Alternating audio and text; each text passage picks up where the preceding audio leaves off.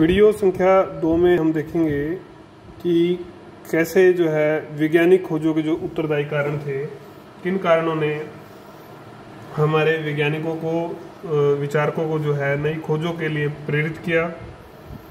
पहला जो कारण है वो है प्राचीन यूनानी चिंतन से प्रेरणा। लेसन 7 वीडियो 2 में प्राचीन यूनानी चिंतन से प्रेरणा।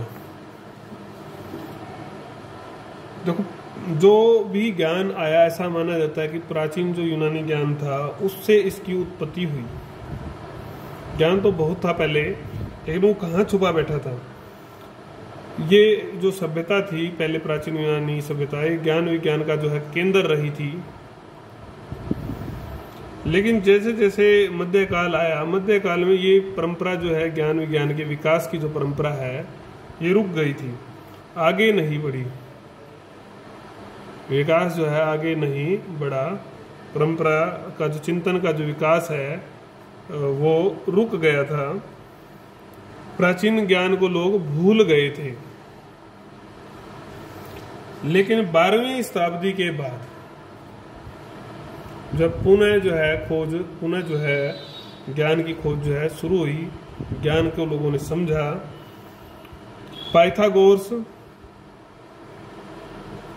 पाइथागोरस का नाम आपने सुना होगा। यूक्लिड, यूक्लिड जो है थ्योरम दी थी इन्होंने, और आर्किमिडीज सिद्धांत दिया था, आपको ध्यान होगा। इन सब विद्वानों के जो कार्य थे, यूनानी विद्वान थे सारे, चाहे वो गणित का काम हो, पाइथागोरस थ्योरम हो, चाहे ज्यामिति हो, ट्रिग्नोमेट्री आपने सुना होगा, और चाहे आपका यांत्रिकी हो, इंजीनियरिंग हो, तो उन सब का जो काम था, इनकी जो रचनाएं थी, उनका सब दोबारा से अध्ययन होने लग गया था। गैलेन थे आपके, प्लेटो थे। गैलेन चिकित्सा के संबंध में थे, चिकित्सा क्षेत्र से संबंध रखते थे।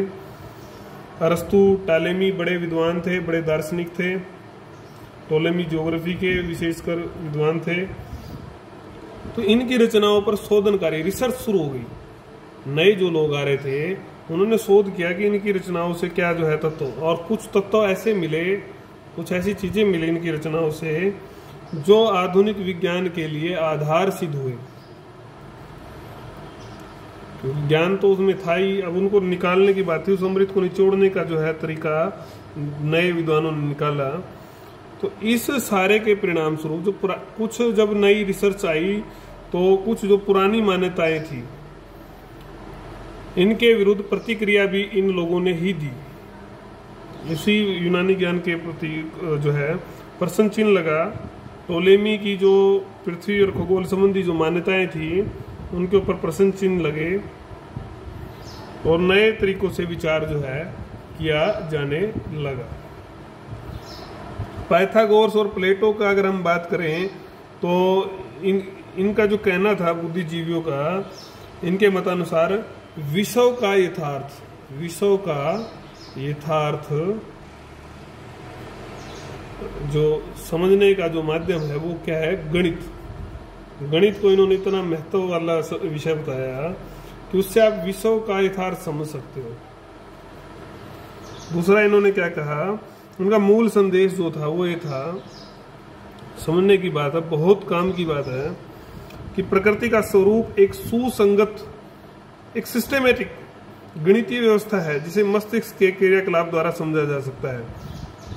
ये जो विचार था, ये जो संदेश था, आगे चलकर वैज्ञानिक क्रांति के जो दार्शनिक थे उनके ऊपर इसने एक विशेष जो अपनी छाप छोड़ी, एक नया चिंतन दिया, नई सोचने के लिए उनको काम वो दे के गए, जिसपे लोगों ने काम भी किया। तो ये प्राचीन यूनानी चिंतन से, पुराने जो वैज्ञानिक थे उन सब से जो प्रेरणा मिली, उनके काम से जो प्रेरणा मिली, उनकी रचनाओं से जो प्रेरणा मिली, उसके बारे में हमने भी पढ़ा। दूसरा बिंदु है बौद्धिक संस्कृति का अंकुरण।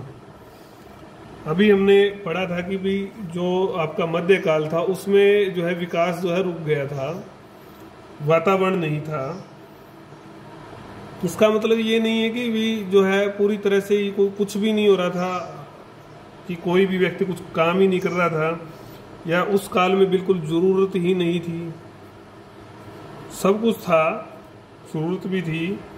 तो उस समय ऐसी बात नहीं। चिकित्सा के क्षेत्र में, किलों के डिजाइन के संबंध में, उनका निर्माण के संबंध में, धातुओं का जो उत्खनन था, धातुएं भी उस समय निकल रही थी, उसके संबंध में अनेक जो क्रियाकलाप है वो किए जा रहे थे। बोलन और पदवा, बोलन और पदवा उस समय के यूनिवर्सिटीज थी, बड़े विश्वविद्यालय थे, जहाँ पर सैकड़ों हजारों छात्र जो है चिकित्सा का अध्ययन भी करते थे। हालांकि कुछ भटकाव जरूर थे उस समय की शिक्षा में, लेकिन फिर भी कभी नया सोचने की संभावना तो उत्पन्न हुई ही थी। नई सोच तो वहां भी आती ही रहती थी। आखिरकार कोपरनिक्स की अगर हम बात करें, कोपरनिक्स ने भी एक विचार दिया था, जिससे कि उसने, अगर हम बात करें, देखो कितना बड़ा विद्वान था ये। पादुआ में उसने, पादुआ जो विश्वविद्यालय था, वहां से चिकित्सा की शिक्षा ली। फरोरा में विधि शास्त्र ला पढ़ा, वहां पर फरोरा भी विश्व यूनिवर्सिटी थी। और फिर बोलन में जो है खगोल शास्त्र पढ़ा, वहां पर खगोल शास्त्र वो पढ़ के आया। 11वीं सदी में फ्रांस में आबेलर जो था वो पेरिस विश्वविद्यालय का संस्थापक माना जाता है। उस व्यक्ति ने कहा कि विचार इसलिए नहीं माना जाना चाहिए, बहुत बड़ा विचार दिया उसने, विचार इसलिए नहीं माना जाना चाहिए कि वो ईश्वर प्रदत्त है, बल्कि उसके ऊपर तर्क होना चाहिए, उसको परखा जाना चाहिए। इसीलिए उसको विचारशीलता का जो सिद्धांत था उसका प्रतिपादक भी कहा जाता है। इंग्लैंड की अगर हम बात करें, रोजर बेकन, इसके बारे में हम पहले ही पढ़ के आए हैं। रोजर बेकन ने आग्रह किया कि लोगों को ज्ञान के प्रकाश में जिए, लाइट ऑफ नॉलेज में जिए, आग्रह किया उसने, रोजर बेकन ने। बेकन ने यह भी कहा कि हम ज्ञान 2 प्रकार से प्राप्त कर सकते हैं। ये हम पढ़ चुके हैं, फिर भी मैं दोबारा पढ़ा रहा हूं आपको। 2 प्रकार से। कैसे? एक वाद विवाद के द्वारा और दूसरा प्रयोग के द्वारा। वाद विवाद में जब हम प्रश्न पूछते हैं तो प्रश्नों से जो है उसका अंत हो जाता है, प्रश्न का अंत हो जाता है, सोचना बंद कर देते हैं, प्रमाण नहीं मिलते। इसका सबसे नेगेटिव ये है कि प्रमाण नहीं होते। प्रयोग में हमें एविडेंस मिलते हैं, प्रमाण मिलते हैं, संदेश समाप्त होता है और मस्तिष्क को शांति मिलती है। रिजल्ट्स मिलेंगे तो शांति मिलेगी। यह बात जब तक नहीं होती, जब तक कि अनुभव और प्रयोग द्वारा सत्य की प्राप्ति नहीं होती। तो निश्चय ही ये विज्ञान के अंकुर थे। मतलब अंकुर का मतलब समझते हो कि भाई यहाँ से स्टार्टिंग होगी, पौधा जो है खिलना शुरू हो गया, थोड़ा बीज ने जो है थोड़ा सा अंकुरित हुआ, थोड़ा सा खिला, कली उसमें से निकली, तो ये बात थी। और उसको फलने फूलने में, इस अंकुरित को फलने फूलने में 12वीं सदी के बाद शुरू हुआ। तो 13वीं 14वीं जो है आपकी सदी लग गई, 15वीं और 16वीं सदी में विशेष रूप से ये खिलकर आया। 2 सदियां लग गई। लोग विज्ञान की बातों को अमूर्त कल्पना समझते रहे। पहले तो अमूर्त कल्पना समझते थे कि ये हो ही नहीं सकता। आज भी हम बहुत सारी चीज़ों को मानते हैं, लेकिन वो हो रही हैं और आज सारा समाज उनको मान भी रहा है। तो ये दूसरा बिंदु था कि अंकुरण ऐसा नहीं था कि जो मध्यकाल को हम कहते हैं कि बिल्कुल ही रुक गया था, उसमें अंकुरण हुआ, बाद में वो फला फूला। फलने फूलने में उसको धर्म जागरण ने, पुनर्जागरण ने पूरी मदद की। अगर हम पुनर्जागरण के बिंदु की बात करते हैं तो इसने सदियों से चली आ रही जो नैतिक और बौद्धिक जड़ता थी, नैतिक और बौद्धिक जो जड़ता थी, उसको समाप्त कर दिया। मानव चेतना के जो विकास की जो संभावनाएं थी वो अब खुलने लगी थी।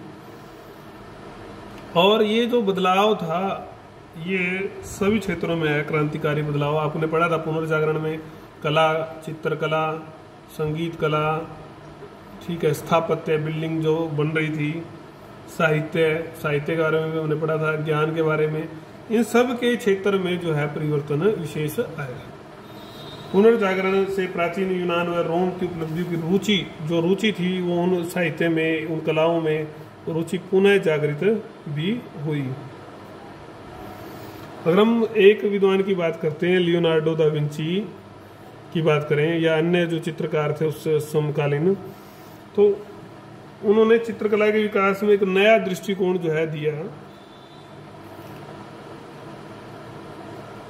विंची की तो इतनी रुचि थी कि उसके रेखा चित्रों से सहज अंदाजा लगाया जा सकता है कि प्रकृति को रहस्य को जो जानने की उसकी ललक थी, प्रकृति के रहस्यों को जानने की जो उसकी ललक थी वो कैसी थी।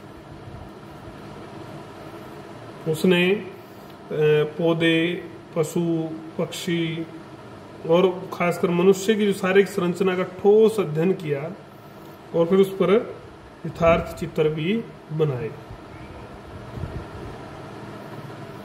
वास्तव में यही दृष्टिकोण कोपरनिकस, केपलर और गैलीलियो जैसे महान वैज्ञानिकों के लिए दिशा सूचक बना, जो इस पुनर्जागरण काल में विद्वानों ने, साहित्यकारों ने, चित्रकारों ने जो काम किया वो दिशा सूचक का काम जो है उसने किया। पुनर्जागरण ने ही यथार्थ में प्राचीन यूनानी ज्ञान विज्ञान को लोगों में प्रसारित किया और नई खोजों के लिए फिर जो है जिज्ञासा बढ़ी।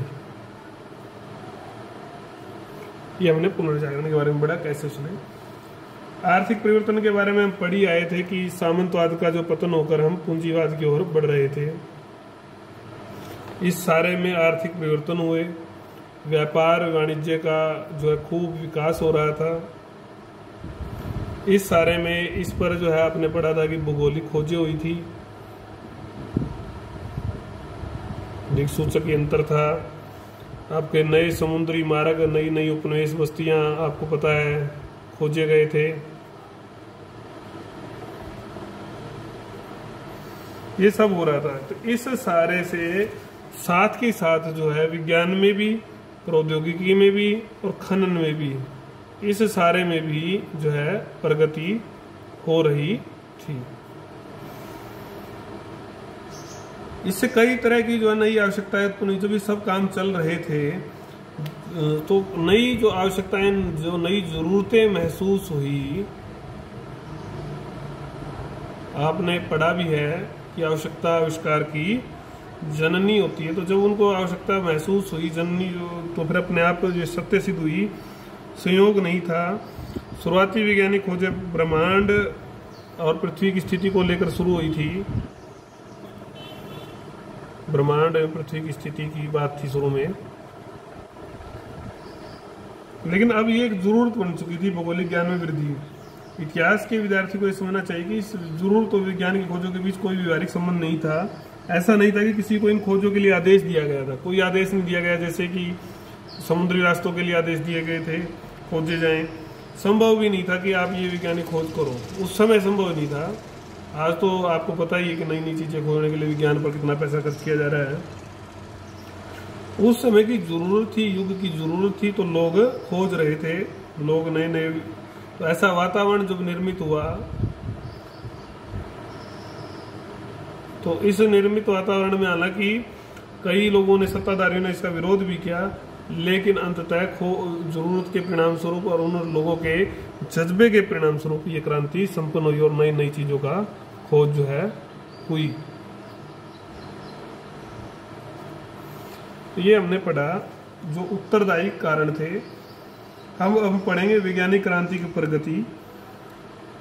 उस प्रगति में हम जितने विद्वानों के नाम हमने भी लिए हैं, कोपरनिकस, ब्रूनो, ठीक है, आपके गैलीलियो, केपलर, बेकन, अन्य वैज्ञानिक संस्थाएं, न्यूटन, ये सब इनके बारे में हम अगली वीडियो में पढ़ेंगे। वो होगी हमारी वीडियो 3। तब तक आप ये ध्यान से देखें, इसको समझें।